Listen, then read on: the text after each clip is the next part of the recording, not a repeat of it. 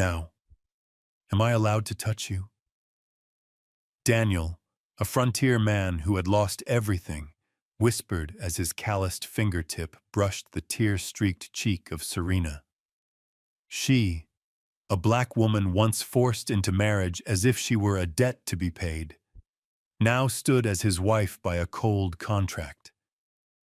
Yet in this moment, with the thin, wet fabric clinging to her skin, every curve revealed in the wavering glow of a kerosene lamp, she was no longer a burden. She was the fire that stole his breath. Serena had once warned him that only when she allowed it could he ever reach for her. And now her gaze, defiant yet burning, was the permission itself. Daniel's hand trembled, her breath quickened. Just one more heartbeat, and the distance would vanish, carrying them into a place from which there would be no return. The Wyoming sun blazed over miles of cracked earth, the wind carrying dry red dust that scraped through sagging fences. Daniel Harper's ranch, kept by a widower of 35, was haunted by nothing but the creak of old wood and the cry of crows somewhere above. 3 years had passed since fever carried off his wife, leaving behind a house turned into a silent sentence he endured each day. Broken cornstalks, cattle little more than bone and hide, and a cold bed where one pillow never bore warmth, all of it bound tight around his heart like wire. Daniel knew he could not keep on this way. Land needed hands, and a life needed presence. If not love, then at least someone beside him. In his coat pocket lay the letter, now creased and worn. He had sent it 2 weeks ago, plain as dried earth, stripped of romance. A request for a woman, practical, steady, willing to work, asking for nothing more than a roof and the grit to weather this land. No more, no less. When the stage rolled into Whetstone Ridge, dust rose thick. Daniel tightened his reins, chest heaving like a rocky slope. The letter had gone. The reply had come, and today the woman would step down from that coach, a remedy for his emptiness, or another trial he dared not name. The long whistle echoed. The coach rocked to a halt before the station. Townsfolk gathered, some leaning on saloon posts, others pretending at business near the mercantile yet keeping their eyes on the stop. Everyone knew Harper, the brooding man on the outskirts, had bought himself a mail-order bride. The door swung open. A slender hand in leather glove appeared first, then the figure of a young woman. Serena Ellis stepped down, dark eyes fixed ahead beneath the brim of a simple bonnet. The late sun caught her face, bringing out the smooth brown of her skin against the red dust of the west. Daniel froze. His heart stumbled in its beat. He had expected a worn, gaunt woman beaten down by circumstance. Instead, before him stood 27 years of poise, shoulders squared, walking as if the earth itself made way.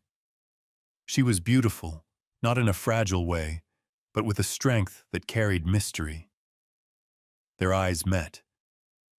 Daniel, used to hiding behind his roughness, found himself unsettled enough to glance aside.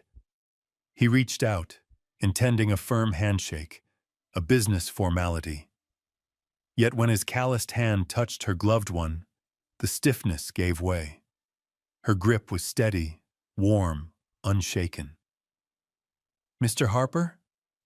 Her voice was even and calm, yet it struck the silence like a hammer on iron. "Yes. And you're Serena Ellis?" His own voice rasped, drier than usual. "I am." She nodded without pause. "The agency said you needed a wife, not a servant." The street fell still. Beatrice Kettleman, who kept the mercantile, and Micah Darnell, the blacksmith, both stilled in their tracks, watching. Daniel felt their eyes burning his back. He only managed a nod, then bent to lift her trunk. Its smallness startled him, too, little for a whole new life. "That's all?" The words slipped out. "Only what matters." Her gaze cast far, as though the answer carried weight he could not yet see. The stage creaked away, leaving them ringed in the hush of the town. From the jailhouse porch, Marshal Crowe narrowed his eyes. Micah's glance lingered too long on Serena, long enough that Daniel felt a flicker of heat stir in his chest, one he did not fully understand. He set the trunk on his wagon, offering his hand to help her up. When his fingers brushed her sleeve, the fabric carried a warmth he had not expected. She did not pull away. The touch lasted but a second, yet he withdrew quicker than usual, as if caught in some trespass. The road home stretched quiet, wheels grinding over stone. Daniel stole looks at her. She showed no fear, no dismay at the barren land. Her eyes searched the cracked fields with genuine interest. "This land is harsh," Serena spoke at last, gaze fixed on the horizon. "But it is honest. It promises nothing but itself. Only those strong enough can hold a place here." Daniel tightened the reins. He was not used to hearing a woman speak of land with such resolve. In her, he glimpsed a force far beyond what he had imagined. By evening, the ranch came into view. A sagging roofline, dry grass around the barn, smoke faint from a soot-black chimney. Shame pricked him as he saw the clutter. Tools scattered on the porch, dishes unwashed by the well, a coat left to weather. 3 years of living as a shadow laid bare. He lifted her trunk down, meaning to lead her inside. But when he looked at her again, he faltered. There was no trace of disappointment in her face. She saw the broken place, but her eyes shone as if they were fixed on a beginning, not an end. And in that instant, Daniel understood. He had asked for someone ordinary, practical. Yet the woman before him was something else entirely. Serena Ellis was no mere answer. She was a variable, and from the moment their eyes had met, that variable had stirred a fear within him. The fear of passion he thought long buried, now waking again. The cabin door groaned on its hinges, opening with a weary cry. A thin swirl of dust rose in the twilight, drifting across the cramped space inside. Serena paused at the threshold, her hand still on the handle of her trunk. Her dark eyes moved slowly over the room, taking in the scene, heavy, airless, touched with sorrow. A rough-hewn table with only one chair, a stove cold with gray ash. On the shelf, a few empty bottles catching the last of the fading light. Daniel Harper stood behind her, pressing down a sigh. He had never noticed how empty his home was until another pair of eyes looked upon it. "Just haven't had time to set things straight," he muttered, his voice rough, the excuse brittle under Serena's steady, quiet gaze.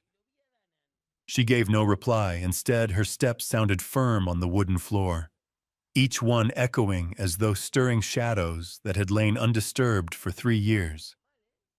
Above the hearth hung a daguerreotype, a young woman in a simple wedding dress, her faint smile softened further by the haze of time.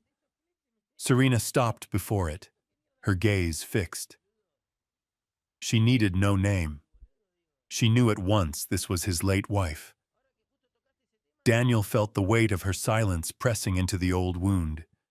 His chest tightened, his hand curling as though she might ask, might force him to speak the name he still whispered in lonely nights. But Serena asked nothing. She tilted her head, then let her eyes drift onward. That silence unsettled him more than questions ever could. He bent quickly, dragging her trunk to a corner. The motion sent a stack of wooden crates clattering. A tin can rolled across the floor. Serena knelt to retrieve it, her gloved hand brushing his rough one. The touch lasted a breath, a meeting of calloused strength and quiet grace, but it froze them both. Daniel pulled back at once, eyes avoiding hers. Serena's face stayed calm, only the faintest curve of her lips betraying what she had glimpsed in him. "I'll take care of it," he stammered, fumbling to gather the scattered things like a man caught in fault. She placed a cracked ceramic jar upright on the shelf. "This place, it isn't only untidy," she said softly. "Something remains here." Daniel looked up. Her eyes held no accusation, no pity, only the certainty of someone who had seen. He swallowed hard, turning away, busying his hands with the crates. He opened a narrow door. "This room used to store supplies. I'll clear it for you tonight. Tomorrow it will be in better order." His voice sharpened, as if distance could guard him. Serena followed. The small room carried dust on the window, light falling in thin strips. Stacked grain barrels crowded one side, old boxes another. On a low shelf lingered traces of a woman's life. An unfinished embroidered handkerchief, a pair of small shoes. Martha's remnants. Daniel's hands shook as he gathered them. He tucked the handkerchief into a box, meaning to hide it, but Serena had already seen. No words. Passed. Just a glance. He wanted to explain, to confess that he had lacked the strength to throw the past away. But his throat closed. Serena brushed her hand along the table edge, dust clinging to her fingertip. "I'll help with the cleaning," she said simply.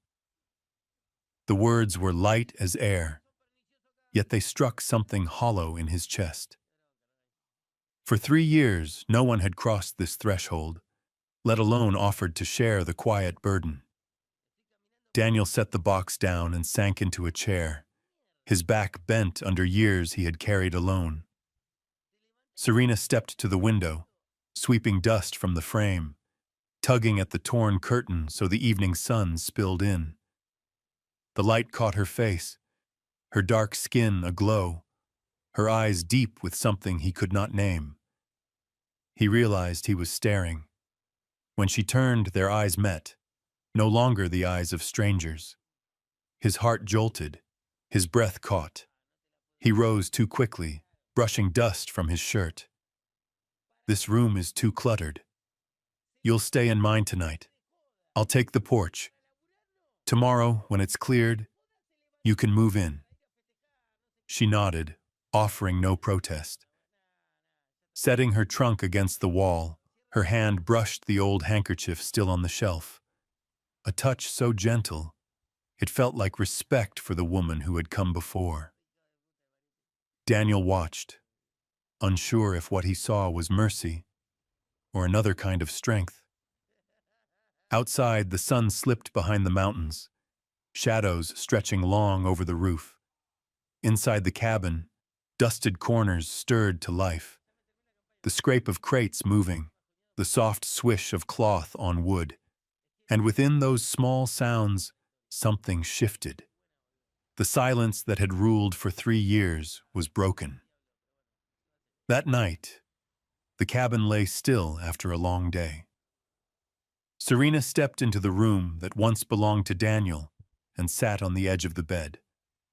The scent of old timber and cold ash lingered, the weak flame of the oil lamp casting her face in a light both strange and familiar. Daniel spread a thin blanket across the wooden floor, placing a worn pillow there with stiff but deliberate motions. He would not have her lying in the dust-filled room, and he would not force comfort upon her either. "Get some rest," he said quietly, turning his back. I'll take the floor. Serena inclined her head, then lay down on the bed that had long gone cold. Daniel settled on the hard boards, listening to the wind whistle through the cracks, the groan of beams above, a song he had known for years. In that moment, the cabin no longer felt only like a tomb for memory, but like a place waiting to be lived in again. Good night, he murmured, rough but honest. The blanket rustled. Serena sat upright, her shadow sharp against the wall in the wavering light. Daniel lifted his gaze to meet hers, dark eyes gleaming with a steady fire. There are things I must make clear before we begin this life together, she said, her voice calm, unyielding. I will take your name, live under this roof, and work beside you. But there will be time before I share your bed. And she pulled back her sleeve, her hand resting firm on her arm. I will need a sum of my own, a portion of the ranch's profit, money that is mine to save or spend as I see fit. The lamplight caught the lines of her sun-browned arm, the small veins drawn down to her wrist. Daniel froze. He had expected a woman to be soft, cautious. Yet here was one strong enough to set her own terms without flinching. Your own money, he repeated, his voice edged with surprise and wariness. He had never thought of sharing the ranch's earnings with anyone but himself. What need has a wife for such a claim in this country? Serena kept her spine straight, her eyes locked on him. I did not leave my home, cross half the nation, only to become the property of another man. However small, I must have some independence. Daniel swallowed hard. Inside him churned astonishment and something close to respect. He was not used to such plain speaking, yet her gaze allowed no dismissal. The blanket on the floor felt suddenly out of place. He saw himself, a man who had drifted in silence for 3 years, now confronted by a woman who would not accept the role of filling emptiness. Serena Ellis had not come here to be a quiet shadow. She had come to claim her place. Daniel turned aside, hiding his unease. But in that moment he knew this marriage would be nothing like what he had imagined. Morning light spilled gold across the barren prairie. Daniel led Serena behind the cabin to what had once been a garden. Now only cracked rows of earth remained, weeds pressing through the husks of withered corn. He lifted his hand, a little uneasy. Martha used to tend this after she passed. His words faltered, his eyes fixed on the leaning fence. Serena said nothing. She crouched, fingers scraping the dry soil. Her eyes narrowed against the sun, her voice steady. This ground isn't dead. It's only thirsty.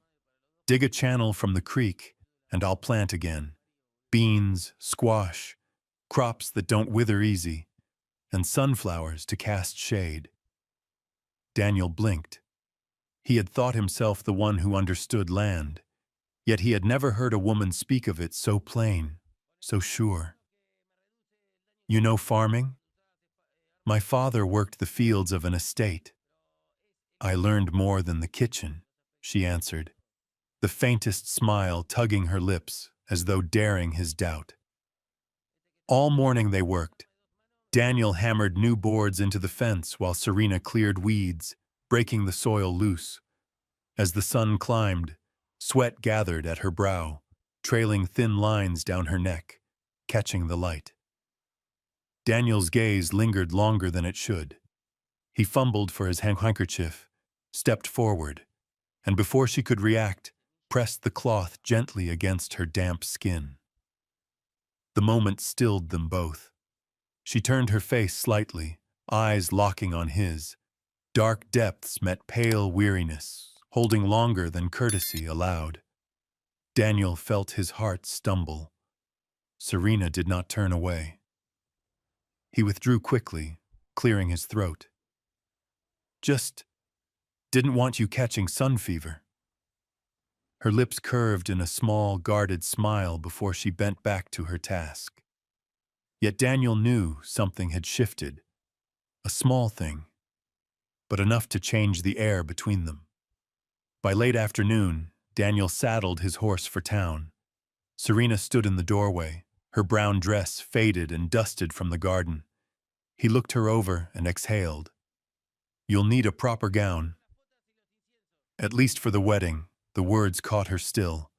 Not for the wedding itself, but because he had spoken of it. Proof he saw her not merely as a hand to fill the silence. "Come," Daniel said, extending his hand. Serena hesitated, then stepped forward. Whetstone Ridge buzzed with voices, hooves, and the smell of coal smoke from the smithy. As Daniel led her into Mrs. Santos's dress shop, eyes turned. A few men whistled low, women whispered behind paper fans. Beatrice Kettleman, the grocer's wife, called from her doorway, her voice sharp with meaning.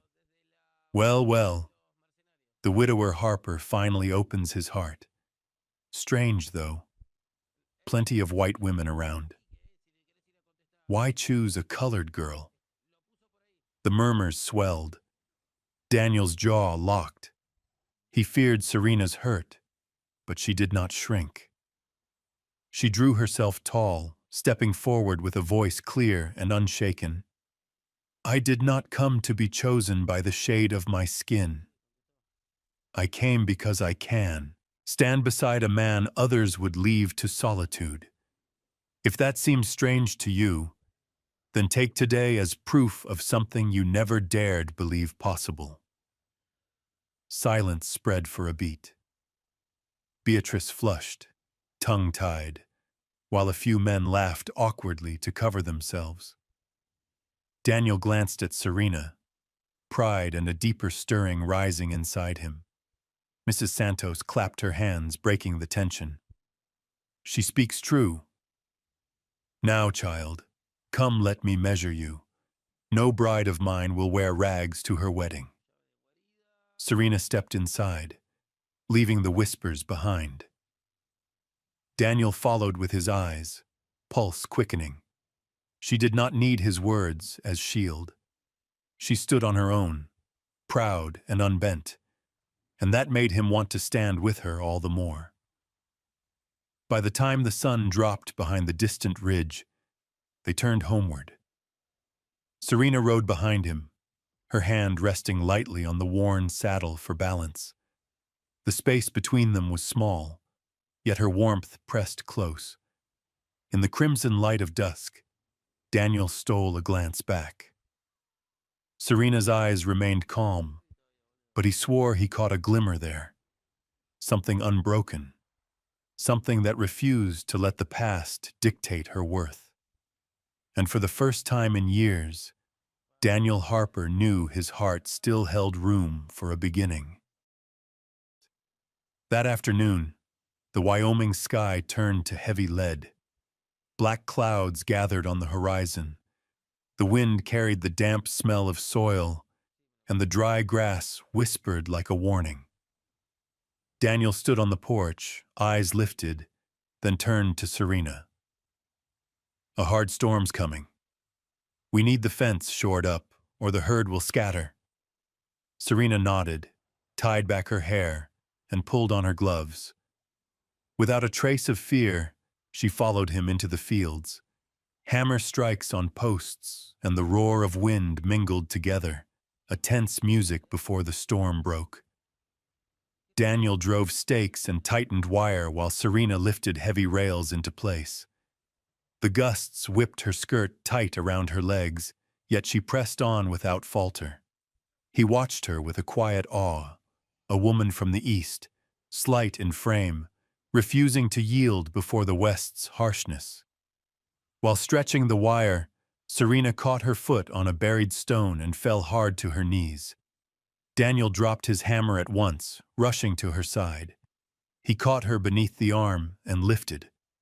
But when she stood, her face pinched in pain, her hand gripping her leg. "My ankle. It gave," she gasped, sweat streaking her temple. Daniel did not pause.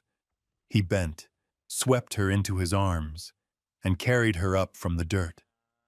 Serena startled, but did not resist. The space between them shrank, filled with the heat of breath, the scent of timber and sweat. Their eyes found each other's.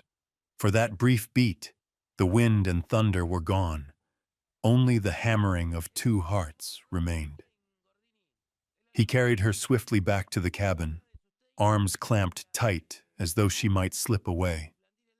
He set her on the long bench in the main room, his gaze never leaving her face. Serena leaned back, her injured foot trembling. "Let me see," Daniel said, voice low, kneeling before her. His hands cupped her ankle, turning it gently. Serena bit her lip against the pain but did not pull away. His fingers traced over sun-browned skin beneath thin fabric, warmth seeping into his calloused touch. He steadied, realigned, his pulse thundering as though it ran from his chest into his hands. Serena's eyes stayed on him, unblinking, and the moment almost stripped them of its purpose. At last, he bound her ankle with a strip of clean cloth. "It'll hold. Rest tonight, and you'll mend by morning," she nodded, exhaling. "Thank you." Daniel rose, meaning to step away, but Serena caught his wrist. The grip was light, yet enough to stop him. She met his eyes and whispered, "Stay." Outside, the first drops drummed on the tin roof, quickening to a hard downpour. Wind shrieked through the cracks. The fire snapped and spit in the hearth. Daniel lowered himself beside her, their shoulders near, warmth spreading in the small room. Serena's eyes turned to the flames. "My father used to say storms don't only destroy. They sweep away what's rotten, making space for something new." Daniel listened, still as stone. "He was the only one who believed I could be more than a cook in someone's kitchen," she went on. "But he died young. Since then, I've had to stand on my own. It isn't easy, not for a woman like me in a world that rarely opens its hands." Her voice caught, but her gaze stayed firm. Daniel saw in it not only sorrow, but a strength that cut deeper. He wanted to answer, yet words snagged in his throat. Instead, he laid his rough hand gently across hers. Serena did not pull back. They sat that way, the silence filled by rain beating its rhythm beyond the walls. The fire's glow threw their shadows long, one widower bound by memory, one woman scarred by the world, sitting close, finding a new rhythm together.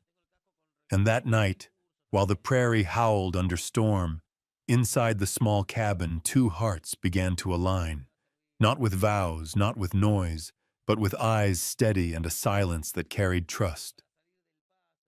Thunder split the sky, wind screamed through the seams of the cabin, and rain fell in torrents across the parched prairie. The cabin shook with every gust, but it was the barn that demanded their fear. Daniel and Serena did not stop to weigh choices. They threw on coats and plunged into the white blur of rain. The herd, panicked by lightning, pressed against the fence, hooves churning mud, horns clashing. Horses reared and kicked against the wooden planks. Daniel shouted over the gale, "Left side, hold it shut." Serena braced herself, both hands clamped to the door that the wind tried to rip free. Her hair, soaked and tangled, clung to her cheeks. her thin coat plastered to her body. Daniel pushed in beside her, shoulder to shoulder, straining until the latch caught. Their breath mingled in the storm's fury, the air thick with rain, soil, and hay. Inside they worked in feverish rhythm, guiding wild-eyed horses back to their stalls, steadying them with calm hands, voices meant to soothe. Serena dropped to her knees beside a shivering calf, stroking its back with quiet murmurs. Daniel glanced at her and felt something pierce deep in his chest, admiration tangled with a hunger he had kept buried. When at last the chaos subsided, they collapsed onto a pile of straw in the corner. Rain still battered the barn, but around them lingered the warmth of survival. Daniel turned.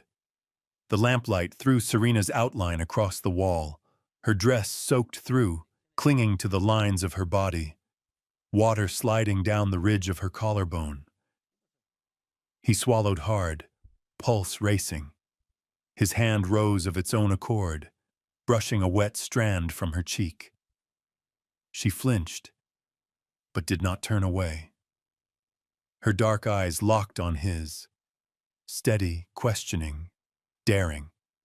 His voice rasped low, nearly lost in the storm. "Now, am I allowed to touch you?" The silence held, filled only by rain thrashing against the roof. Serena answered without words. She tilted her head slightly, letting his hand slide down to her chin. Their eyes bound tight, then broke into a kiss, tentative at first, trembling, then surging with a force fiercer than the storm outside. Breath quickened, hearts thundered. Serena's arms wrapped around his neck, her fingers shaking yet determined, drawing him closer until no space remained. Daniel pulled her against him, his rough hands traveling her back, holding as though she might be torn from him if he loosened his grip. Her spine pressed into the cold timber wall, the scent of pine sap seeping from it, clashing with the heat pouring off his body. Through the soaked fabric, every heartbeat, every breath pounded against her, sweeping her into the flood of his need.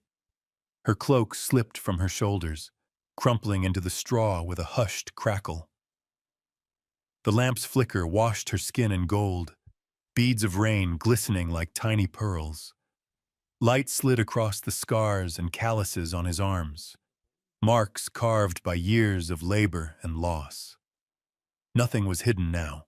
Two lives, raw and uneven, met without pretense. Outside, lightning roared, but within his arms the storm seemed hushed. Their kiss deepened, urgent, releasing loneliness long carried, craving too long denied. Daniel trembled, not from chill, but from surrendering a heart he had sworn shut after grief took all. Serena wept quietly in his embrace, not weakness, but the breaking open of years spent fighting alone. For the first time, her burden had a place to rest. In the rush of rain, the pounding of hearts, they gave to each other not only flesh, but grief, trust, and solace. That night, inside a barn rattling against the storm, a new home was forged, not from timber and stone, but from the binding of two battered souls. After passion's fire ebbed, they lay tangled in the straw, breaths still uneven. Daniel pulled an old blanket over them, then wrapped her close to his chest. Outside, the storm raged unbroken, but in his arms Serena found peace. Her voice, ragged yet certain, rose against the storm. "Perhaps this is where I was meant to belong." Daniel gave no answer. He only tightened his hold, closed his eyes, and let the rain and wind sing their wild lullaby. Morning broke weakly after the storm. The ground lay soaked, puddles of mud glinting with the pale wash of dawn. Daniel stepped onto the porch, the air heavy with damp earth and hay. In the barn, the horses settled, chewing quietly on straw. Inside the cabin, Serena stood at the window, her curls loose from the long night, her eyes still shadowed with the rest she had not found. They spoke little. Something had shifted between them during the storm, a bond invisible yet binding. Daniel was turning back inside to fix breakfast when hoofbeats rang out through the mist. A rider emerged from the thinning fog, broad hat, upright in the saddle. "Marshal Crowe," Daniel muttered, eyes narrowing. The old lawman and reined in slow, his weathered face set beneath the brim beaded with dew. He halted at the porch, his murky brown eyes probing deep. "Daniel."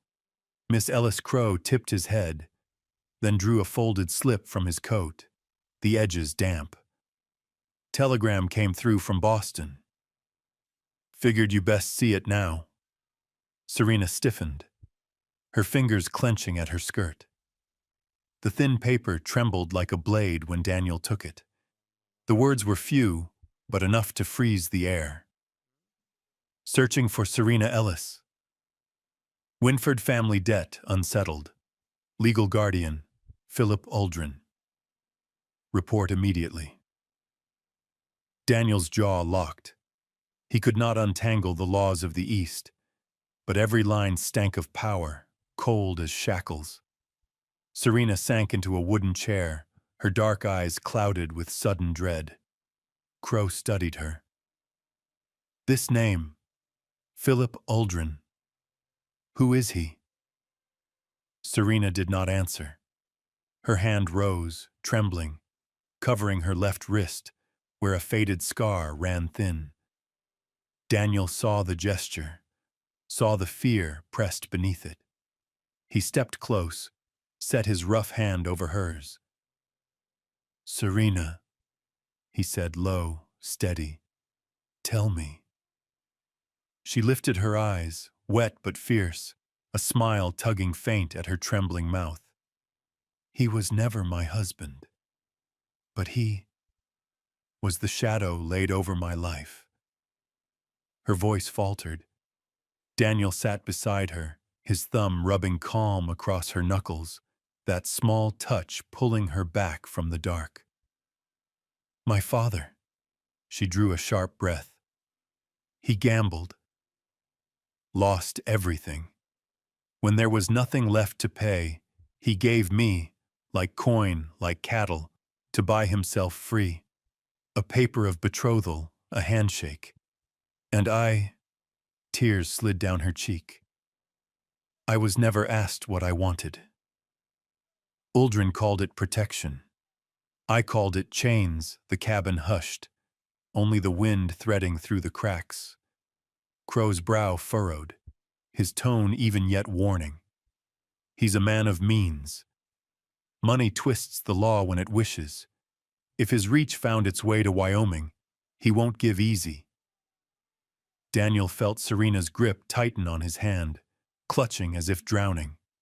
He turned, his gaze hard as stone. "She belongs to no man. She is Serena Ellis, and she is my wife." Crowe looked at them both, something softening in his tired eyes. He pressed his hat to his chest and nodded once. "I'll hold what ground I can within the law. But you'd best be ready. When gold speaks, justice often grows deaf." He touched spur to flank, horse splashing through the wet earth as he rode off into the gray. Inside, Serena sat still, her hand locked in Daniel's.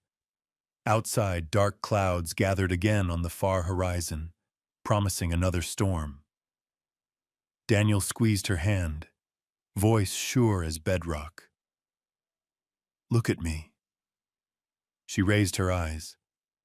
"No matter your past, no matter his power, here, this place, you have me, and I won't let anyone drag you back." Her tears fell, this time not from fear, but from trust. In his eyes, she found what life had denied her, a vow without paper, without seal, only his hand wrapped tight around hers, warm and unyielding as stone. Beyond the walls, the wind carried the scent of rain once more. But inside the cabin, where their hands were fastened, a different storm had broken and passed. The sun sank behind the mountains, leaving a scarlet wound stretched across the horizon.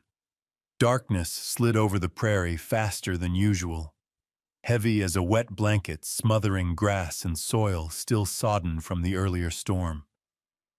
Daniel stood on the porch, eyes fixed on the dim road. He knew the shadow of Boston no longer lived only on a telegram. It had taken shape in hooves and men, and they were drawing closer. Inside, Serena set supper on the table, though neither touched a bite. The lamp flame wavered, her silhouette dancing against the timber wall. Daniel stepped in, laying a calloused hand on her shoulder. She turned, eyes betraying the tremor she tried to hide. "They're coming, aren't they?" Her voice was soft, but steady. Daniel nodded, words unnecessary. Rumors had already spread from town. Strangers on Eastern-bred horses, not buying, not resting, only asking about a woman named Serena Ellis. The meal cooled untouched. Daniel cleared the table quickly, then drew her out to the porch. "We have to prepare." Together they circled the ranch, testing every latch and frame. Daniel drove extra boards across the doors, stacked grain sacks beneath the windows for cover. Serena followed with the lantern, its glow shivering across her face. Her hands, once meant for sewing or stirring pots, now steadied themselves for defense. Back in the kitchen, Daniel opened an old chest. Inside lay a Winchester .73, the rifle from his roaming days on the frontier. He cleaned, loaded, every motion crisp and sure. Serena stood silent a moment, then reached forward, placing her hand atop his. Their eyes met in the flickering light. No words passed, but both knew. Tonight love was no longer a kiss or storm-bound embrace. It was a wall to be held together, a vow forged in survival. His rough hand gripped the rifle. Her firm, steady hand pressed over his. In the dark, that union was a covenant. Outside, the wind shifted. Horses in the barn stirred uneasily, neighing sharp and short. Daniel signaled, and he blew out the lamp. The cabin fell into darkness, only moonlight streaking silver through the cracks in the walls. They sat shoulder to shoulder by the window, ears straining for sound. Faint hoofbeats carried first like stray heartbeats, then grew clearer, closer, like the steady pulse of a predator. Daniel's grip tightened on the rifle. Serena kept her hand atop his, her fingers trembling, yet her breath measured. "You don't stand alone anymore," she whispered. Daniel turned. For a heartbeat he saw it in her eyes, a strength rising beyond fear, a trust placed in him, in them both. The hoofbeats stopped somewhere beyond the fence. Silence followed, so deep he could hear Serena's breath, hear his own heartbeat hammering. Darkness pressed against the cabin like a weight ready to crush. Then 3 knocks, slow, cold. Serena shuddered but did not release his hand. Daniel narrowed his eyes, drawing her back behind the barricade. A man's voice, carried, thick and drawn out. "We only want to talk. Open the door and no harm comes." Daniel stayed quiet. Serena pressed her lips tight, anchoring her hand on his. Outside, shadows shifted. Leather creaked. Steel whispered faint against steel. Daniel leaned close, murmured into her ear, "They want you, Serena." but they will not have you." She nodded, tears glinting in the dark. "If not for you, I'd have run again. But now," she squeezed his hand, "now I stay." To the end, the night dragged on. The men outside did not leave. They lingered, patient as wolves at the edge of firelight, waiting for weakness. Inside, the two held close, sharing the taut silence. Every brush of fingers, every glance in the gloom bound them tighter. The old clock, Martha's clock, ticked slow, marking each breath of survival. Every chime was proof. They still lived, still endured, together. At last, the call of a prairie rooster broke the night. Dawn bled pale over the land, and the hoofbeats receded into the distance. Serena exhaled, her body loosening at last. Daniel set the rifle down, though his hand did not release hers. In the gray wash of morning, they sat there, drained yet unbroken. The wolves had retreated for now, but in their hearts, a truth had taken root. Love was no longer fragile dream. It had become strength, strength enough to stand, to protect, to endure against the darkness pressing in. The summer fair arrived just as the prairie dried from a hard rain. The dirt road into Whetstone Ridge still held puddles that mirrored the rare, clear sky. Townsfolk set long tables in front of the church, laid out pies, roasted chicken, and jugs of fresh cider. Children shrieked with laughter, darting beneath strings of bright paper flags that seemed to sweep away the gloom of storms past. Serena walked beside Daniel, his hand brushing lightly at her back in quiet assurance. She wore a dress of soft green, stitched in haste by the town seamstress, but fitted well, flattering her slender frame and sun-browned skin. Her hair was braided close, with a few curls left to fall against her cheeks. Eyes turned as she passed. No longer only the curious or doubtful glances of her first days here. There was recognition now, even respect. She was becoming part of this frontier community. Daniel felt his heart beat quicker at the sight of her in that dress. He remembered the storm, her hand in his, and knew that today, before all gathered, they stood as one. A banjo struck up in the corner of the yard, a cowboy's tune lifting the crowd. Serena smiled, shy but warm, as a few women came to greet her. Daniel was steering her toward the laden tables when the sound of hooves shattered the music. Fast, pounding, urgent. Not the gait of festival guests, but of a storm bearing down. All eyes swung as 6 riders on black horses swept into the square. At their head rode a man in a black suit gleaming with gold-stitched trim, boots polished to mirror the sun. He sat straight-backed, his face cut sharp, his eyes glacial. Behind him trailed a gaunt lawyer, clutching a rolled parchment, out of place among the frontier folk. The music died. Children pressed to their mothers' skirts. Silence thickened.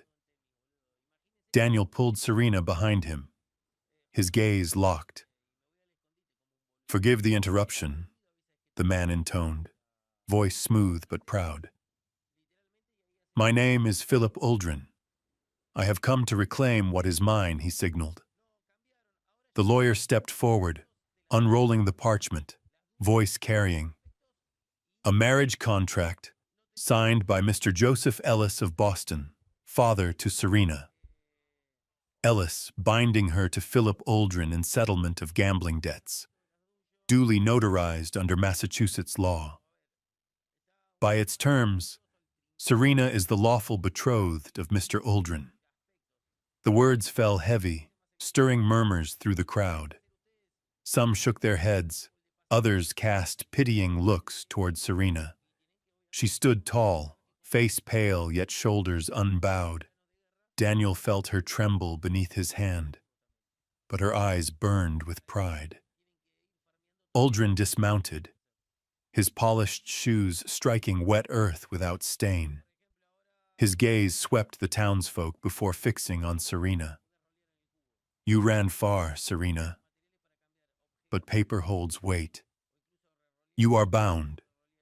You are mine. Daniel stepped forward, voice rough, resolute. She belongs to no man. She is my wife, wed here under witness of this community. The crowd rumbled. Some nodded, some glanced uneasily at the lawyers. Parchment. Out west, choice and witness carried law, but Eastern documents bore a power hard to dismiss. Serena moved half a step forward, standing level with Daniel. Her voice rang clear, startling in its force. I am not a debt to be paid. I am not property to be traded. I am Serena Ellis, and today I choose to stand here with this man. Her words cut the air. The square held still. Beatrice Kettleman, once quick to gossip, pressed a hand to her lips, eyes strangely bright. A murmur rose, agreement, then clapping, faint at first, swelling until it rolled across the crowd. Uldren's fist clenched, his face twisting before he smoothed it again. You think applause overrules law? I have paper, I have witnesses, I have wealth. From the edge of the square, Marshal Crowe stepped forward, hand resting on his revolver. His voice carried, heavy with iron. You may have those things. But in Whetstone Ridge, we have truth. And the truth is, this woman stands free, unforced, before every soul here. The crowd stirred, nodding, voices rising. The tide was shifting. Uldren sneered, tilting his head in signal. His 6 men tightened reins, hands resting on pistols. The air grew taut, brittle as glass. Daniel reached behind him, found Serena's hand. She slid her fingers into his, grip fierce, steady. In that small square, before the eyes of neighbors and strangers, a line had been drawn. Bow to the weight of paper and power from the East, or stand firm on truth and the love they claimed as their own. The church of Whetstone Ridge had never held so many souls. People pressed shoulder to shoulder on the wooden pews, lined the aisles, crowded outside windows just to hear. The air was close, heavy as if the place itself had turned into a courthouse without name. At the front, before the altar, Serena and Daniel stood side by side. Facing them, Philip Uldren and his suited lawyer wore expressions of arrogance, as though victory were already theirs. Marshal Crowe, silver star gleaming on his chest, stood between them, his voice carrying like iron through the rafters. Today, both sides will be heard, and justice shall not belong to Boston nor Wyoming alone, but to truth itself. Uldren strode forward, thrusting a parchment into Crowe's hands, his tone clipped with confidence. Black ink on white hide, notarized, witnessed. Debt paid through a betrothal, all legal, none here can deny it. The crowd murmured. Some nodded, uneasy. Others frowned, restless. Daniel's grip tightened on Serena's hand. He was about to speak when Serena stepped forward instead, her eyes burning with a light they had never seen before. You want proof? Her voice trembled, but rang clear. Slowly, she drew up her sleeve, baring her left wrist. A scar ran there, long, thin, faded but deep. The church fell silent. Women covered their mouths, men stiffened with a shudder. Serena held their eyes. This is the price I bore, a life treated as coin to settle a debt. I was never asked. I never consented. You call it marriage. I call it chains. The hush cracked. Beatrice Kettleman, once the sharpest tongue in town, suddenly rose, voice sharp as a bell. She speaks the truth. I lived in Boston once. I saw her father dragged from the tables by Uldren's men. I remember him boasting he would take the daughter in place of money. If need be, I'll swear it before any court. The church erupted. Doubt turned to sympathy, whispers to conviction. Marshall stepped forward, his tone cutting. This shows that so-called contract was no covenant freely made, but one born of coercion. By law, any bond lacking consent is void. Uldren's face drained of color. His lawyer sputtered, "That is hearsay. No written affidavit." "Affidavit!" Crow's voice struck like steel. "Here we have the whole of this community as witness." And a scar speaks louder than any paper applause burst, scattered at first, then swelling into thunder that shook the rafters. Farmers, wives, children, every eye turned toward Serena now with respect. No longer an outsider, one of their own.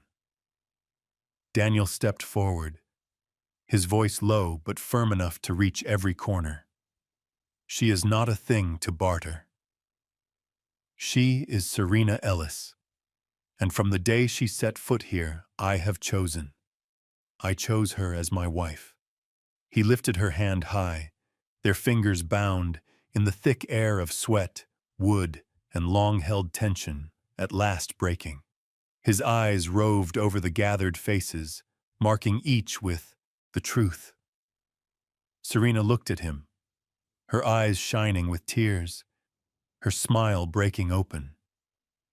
For the first time, she felt the past had no power over her. Uldren spun on his heel, rage flashing before he masked it. The crowd parted, giving him space, yet no voice offered him comfort. Their silence was its own verdict. In this frontier town, his Eastern gold and papers had no hold. Marshall folded his arms, voice flat. "Mr. Uldren, I advise you to leave." Now Uldren ground his teeth, swept his coat, and signaled. His riders followed, hooves hammering, leaving nothing but dust. Inside the church, relief broke loose. Beatrice clasped Serena's hand, whispering, "Stronger than we ever knew." Neighbors pressed close, clapping Daniel's shoulders, touching Serena with pride. She belonged. Daniel leaned near, murmuring where only she could hear. "All my life I was never sure. Except of this, you are my wife." She laughed through her tears, her eyes alight. And as the church bells tolled, Whetstone Ridge bore witness to a truth no paper could undo. Love had prevailed.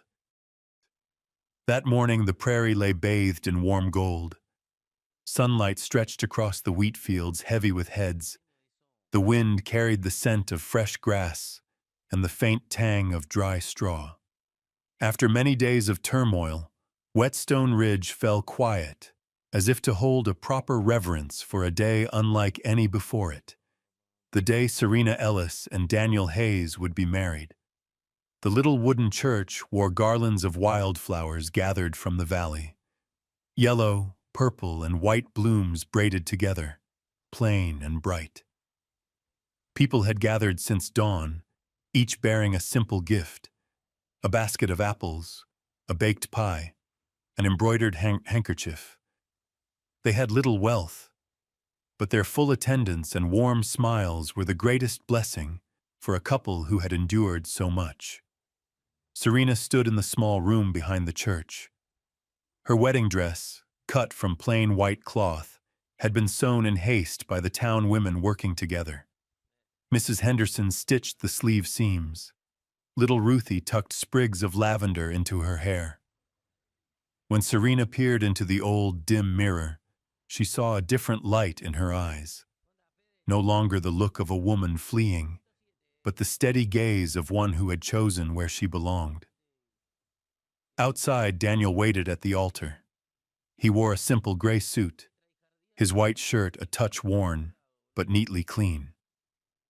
His hands trembled as he held his hat, not from nerves before the crowd, but because his heart had not felt so full in many years.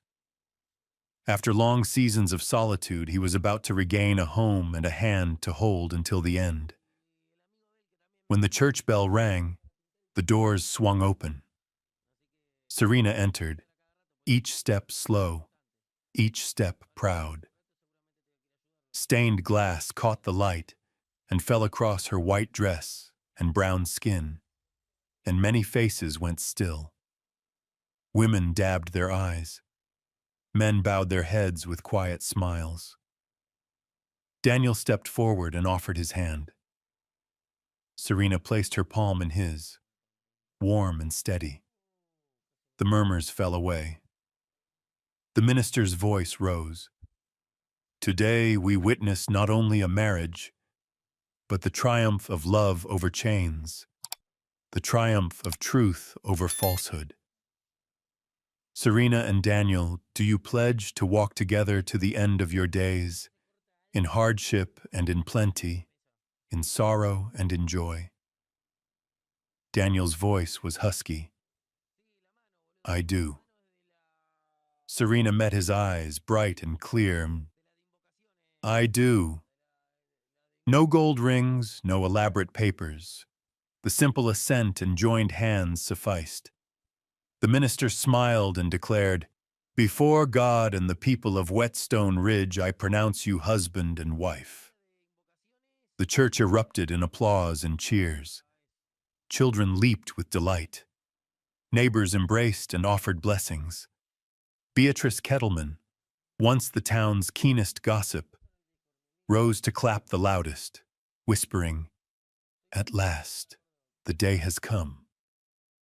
Daniel bent and kissed Serena. There was no hesitation or lingering fear, only faith and full-hearted love. When he released her, the bell rang again, and the clapping rose with a spontaneous song from the crowd. After the ceremony, they stepped onto the church porch. People formed a long line to pass their wishes hand to hand. An old man pressed a warm pie into their hands. A young woman placed an embroidered cloth upon Serena's arm. A child slipped a four-leaf sprig into Serena's palm. Every gift was sincere. Every gift meant one thing: she would never be alone again. That afternoon, the community gathered around the long tables in the churchyard. Banjo music lifted into the open air. Daniel and Serena danced, awkward at first, but with eyes fixed only on one another. Each step became a vow. Each turn became the start of something new.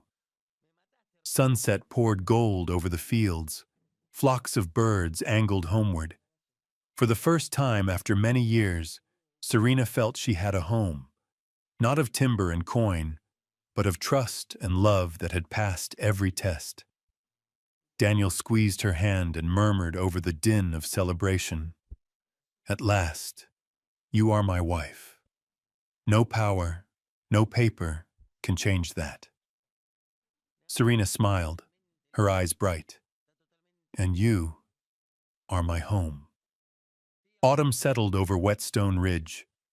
Dry winds carried the scent of wild grass and fresh straw, sweeping away the last dust of a summer filled with storms.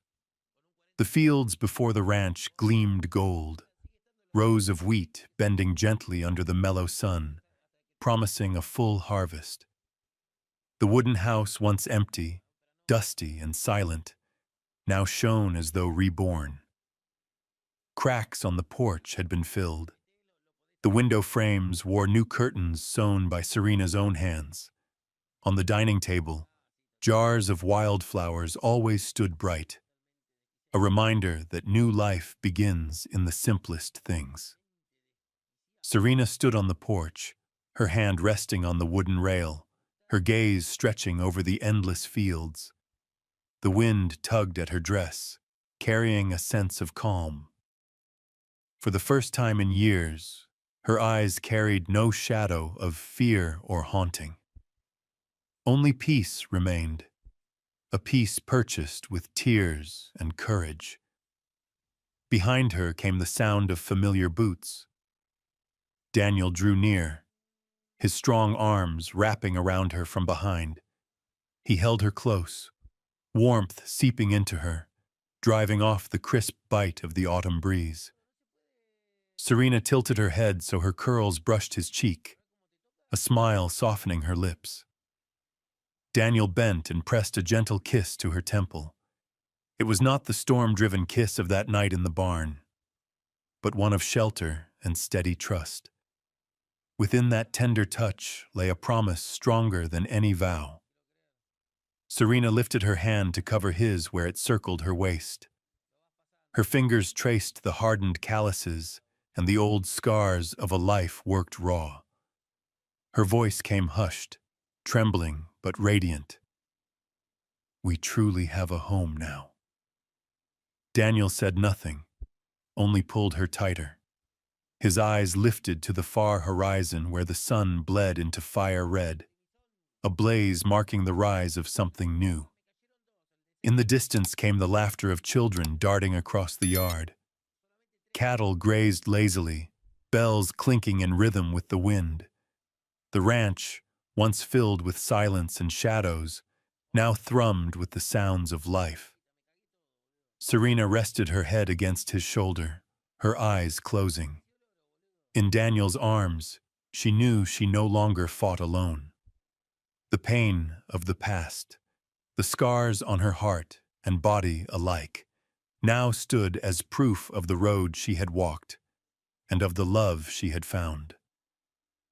When the sun finally slipped below the ridge, leaving a pale purple sky, Daniel turned her to face him. His gaze searched deep into hers before he kissed her again. This time the kiss carried not only tenderness, but certainty. "You are my wife," he whispered, "and always will be." Serena smiled through tears that shone in the fading light. "And you are my home." They held each other close, as if pressing the moment into memory, to withstand any storm that might follow. And so the story closed on that weathered porch, bathed in golden sunset over the prairie, with the embrace of two hearts once thought closed forever. From a contract born of necessity, Serena and Daniel had uncovered the most precious gift, a love enduring as the western sky, gentle as autumn wind, warm as the fire in their small cabin. Perhaps many of us believe we have passed the age of beginning again, that the spring of our lives is long gone. But this tale reminds us, love is not measured by youth, but by the courage to open one's heart, no matter how late, no matter how scarred by storm. If you see a glimmer of yourself in the journey of Serena and Daniel, share your thoughts or memories of love in the comments below. We would be honored to hear them. And please don't forget to press like and subscribe so together we can continue wandering through these Wild West love stories, tales that linger not only in young hearts, but in seasoned ones still brave enough to feel.